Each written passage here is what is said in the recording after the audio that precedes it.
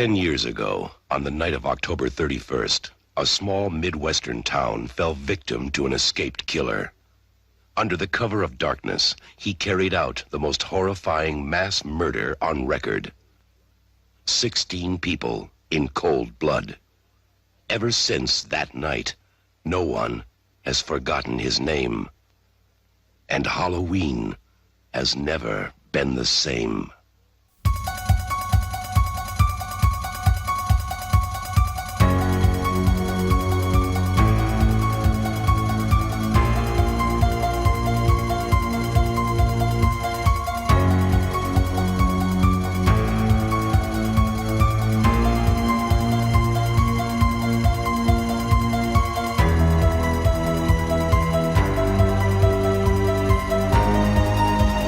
Halloween 4, The Return of Michael Myers, is directed by Dwight H. Little.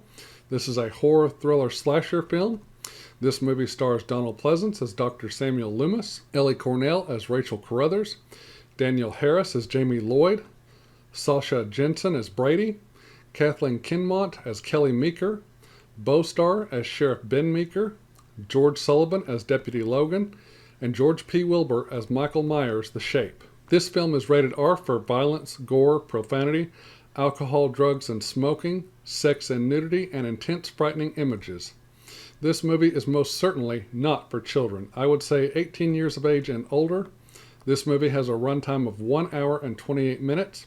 Halloween 4, The Return of Michael Myers was released in theaters in the United States on Friday, October 21st, 1988. 10 years, a whole decade, has passed since Michael Myers' first murderous rampage on the small town of Haddonfield, Illinois, when he was trying to kill his younger sister, 17-year-old Laurie Strode.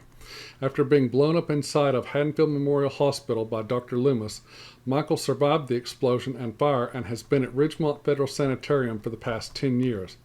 Now he's being transferred back to Smiths Grove Warren County Sanitarium by ambulance. 2 doctors and 2 transport personnel pick up a sedated Michael Myers and start back towards Smiths Grove on a rainy, dark fall night, which just happens to be October 30th, Halloween Eve. Michael hears that he has a young niece living in Haddonfield, Illinois. He wakes up and gets free inside the ambulance and kills all 4 people inside and escapes during the night.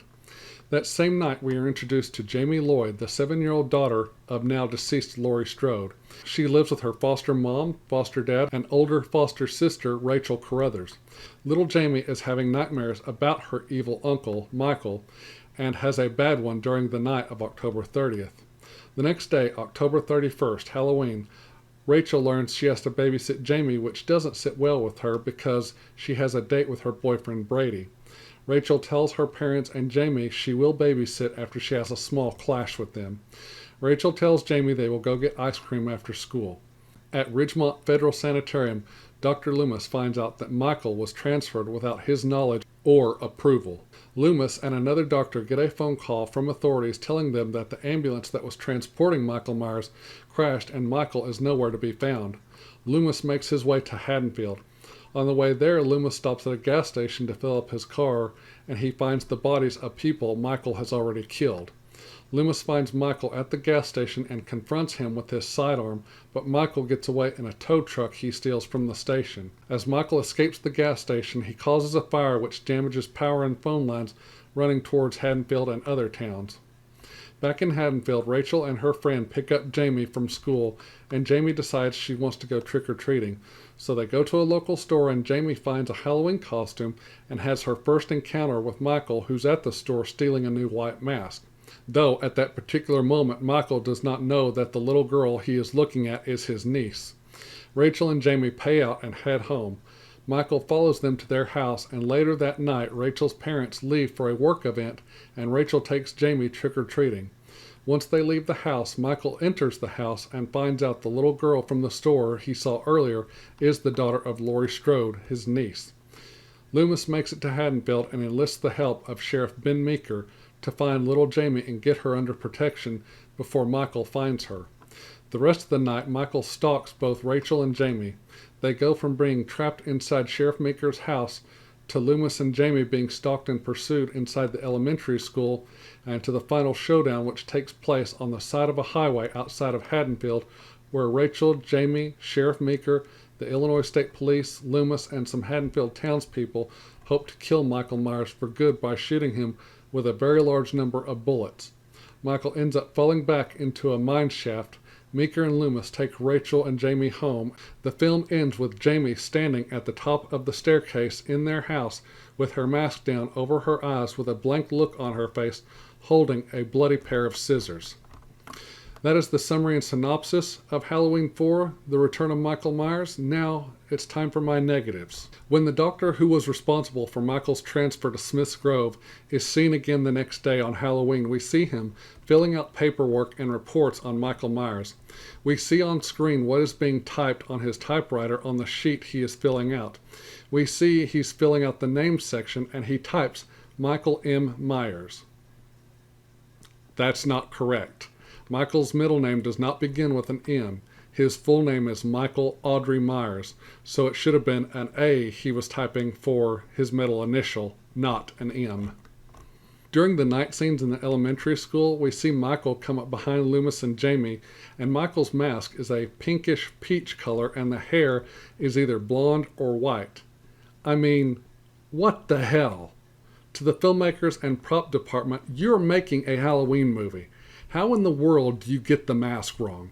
And why didn't anyone, either cast or crew, notice and say, hey, stop filming, stop rolling, or cut, that mask is not correct?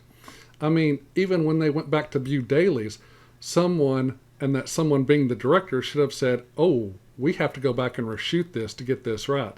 I mean, damn, that's a serious mistake. That just makes people working on the film look like they are totally incompetent. Then there's a scene where Loomis and the other doctor go to the accident site where the ambulance Michael was being transferred in is in a small creek turned over, and there's blood all on the outside of the ambulance vehicle. Okay, now I understand blood being on the inside of the vehicle, but why would there be blood on the outside of the vehicle? That didn't make any sense to me. When Rachel and Jamie get off the roof of Sheriff Meeker's house, how did Michael get down so fast? Did he jump? Did he have teleporting powers that we don't know about, like Nightcrawler from X-Men? My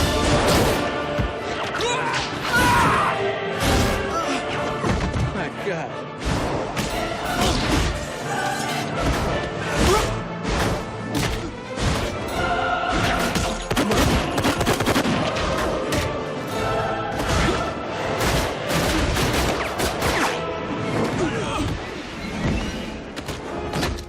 And also, how does Michael get from the elementary school to underneath Earl's truck without anyone noticing?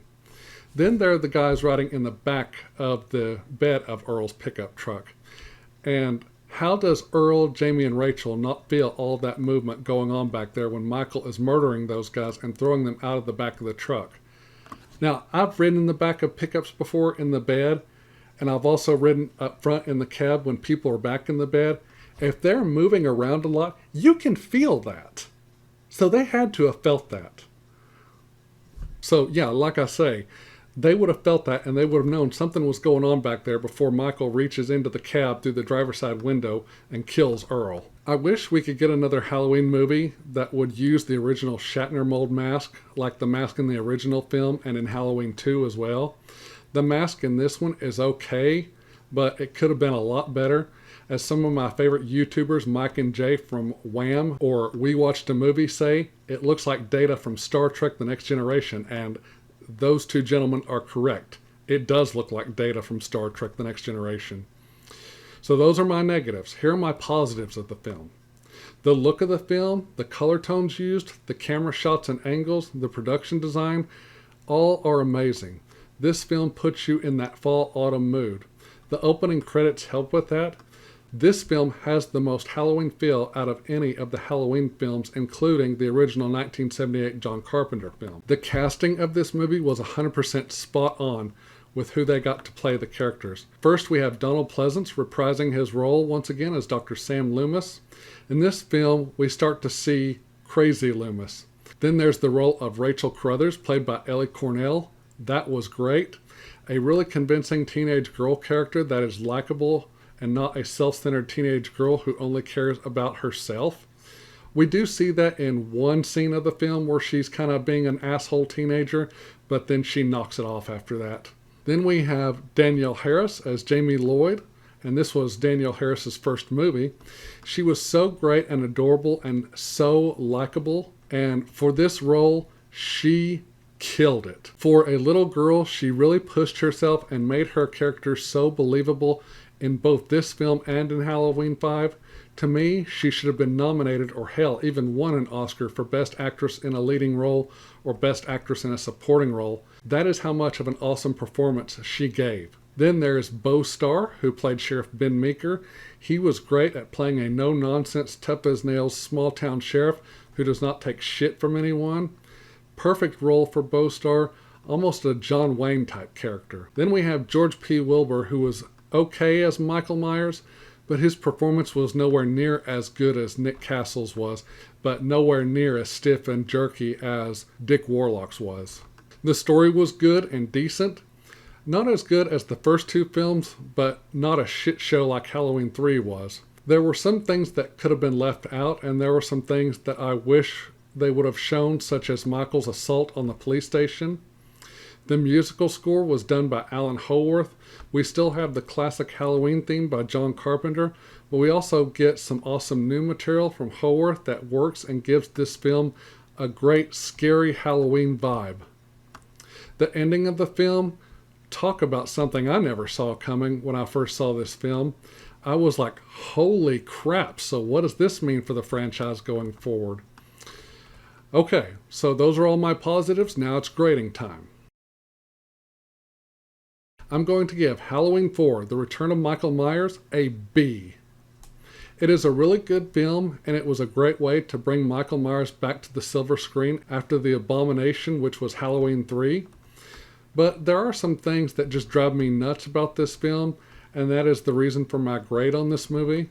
It's a great addition to the franchise and fun to watch. If you haven't seen Halloween 4, you need to at least watch it once. I do own this movie on DVD, but I hope to get it soon on Blu-ray or 4K Blu-ray. Okay, that's it for this video. Thank you so much for watching. I'm going to say good night. God bless. I love all of you, and I will see you in the next video. Happy Halloween. Double or nothing, you don't ask Kelly out. All right, $10. Let's see it. He's not gonna do it. Chicken. Don't forget, man, she's Sheriff Meeker's daughter. Her daddy don't scare me.